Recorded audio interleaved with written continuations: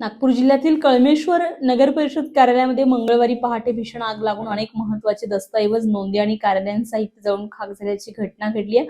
सुदैवाने या दुर्घटनेमध्ये कोणतीही जीवितहानी झाली नाहीये। मात्र नगर परिषदेचे मोठ्या प्रमाणात आर्थिक आणि प्रशासकीय नुकसान झाल्याचा प्राथमिक अंदाज व्यक्त करण्यात येतोय। मिळालेल्या माहितीनुसार पहाटे सुमारे 5:15 वाजेच्या दरम्यान रात्रीच्या ड्युटीवर असलेले सुरक्षारक्षक गुंडेराव कुंबे यांनी नगराध्यक्षांच्या केबिनमधून धूर येत असल्याचं पाहिलं। त्यांनी तातडीने केबिनची पाहणी केली असता आतमध्ये आग लागल्याचं निदर्शनास आलं। यानंतर त्यांनी संबंधित अधिकारी, कर्मचारी आणि मुख्याधिकाऱ्यांना माहिती दिली। तसेच पोलीस प्रशासन आणि अग्निशमन दलाला पाचारण करण्यात आलं। घटनेची माहिती मिळताच नगर परिषदेचे कर्मचारी, पोलीस, अग्निशमन दलाचे जवान आणि नागरिक मोठ्या संख्येने घटनास्थळी दाखल झालेले होते। ही आग विझविण्यासाठी शर्थीचे प्रयत्न करण्यात आलेत। मात्र आगीची तीव्रता मोठी असल्यानं अनेक महत्त्वाचे दस्तऐवज आणि कार्यालयीन साहित्य जळून खाक झालंय।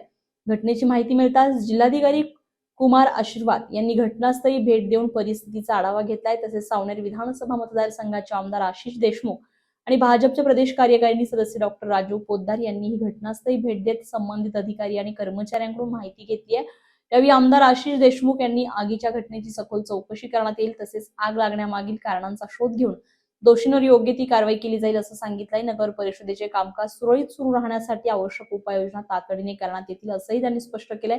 त्याचबरोबर नगराध्यक्ष अविनाश माकोडे, उपाध्यक्ष धनराज देवके तसेच मुख्याधिकारी आकाश शिरोडकर यांनी